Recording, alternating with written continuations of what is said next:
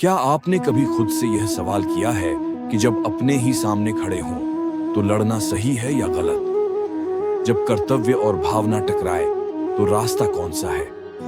आज हम जानेंगे भगवद गीता के पहले अध्याय में अर्जुन की उसी मानसिक लड़ाई को जो न सिर्फ युद्ध की शुरुआत है बल्कि आत्मा के जागरण की पहली दस्तक भी है।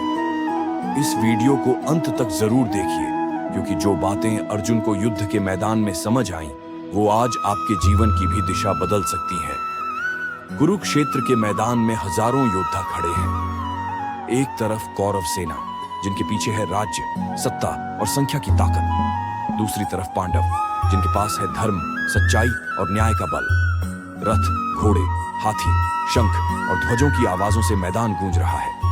इसी दृश्य में प्रवेश करते हैं अर्जुन और उनके सारथी भगवान श्री कृष्ण। अर्जुन कहता है, हे माधव, मेरा रथ दोनों सेनाओं के बीच ले चलो ताकि मैं देख सकूं किन लोगों से मुझे युद्ध करना है। और यहीं से गीता की कथा आरंभ होती है। जैसे ही अर्जुन दोनों सेनाओं के बीच पहुंचते हैं, उनका आत्मविश्वास डगमगाने लगता है। जिन लोगों को वो सामने देखते हैं वे कोई दुश्मन नहीं बल्कि उनके अपने हैं। गुरु द्रोणाचार्य, पितामह भीष्म, भाई दुर्योधन, चचेरे भाई, मित्र, शिष्य।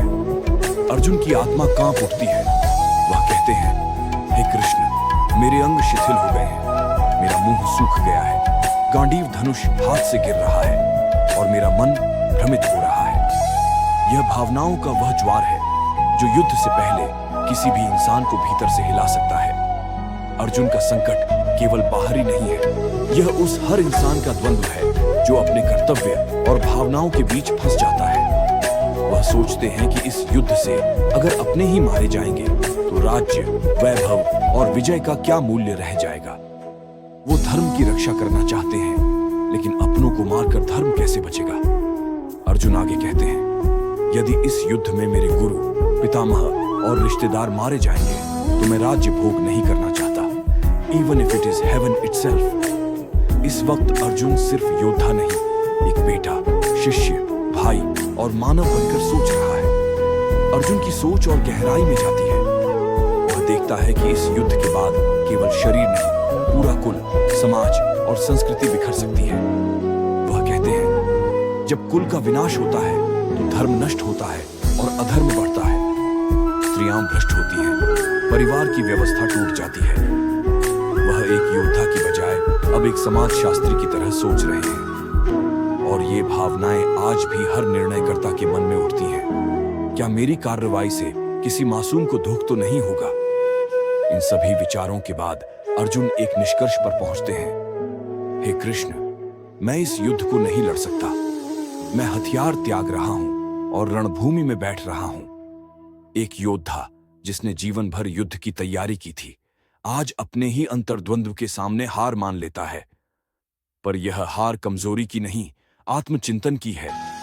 अर्जुन का यह पलायन भागने के लिए नहीं है, बल्कि यह संकेत है कि वह अब किसी और गहराई की ओर बढ़ रहा है। जब सारे तर्क खत्म हो जाते हैं और अर्जुन स्वयं को पूरी तरह भ्रमित पाता है, तब वह कहता है, हे गोविंद, अब मैं आपका शिष्य हूं, मुझे बताइए कि मेरा धर्म क्या है।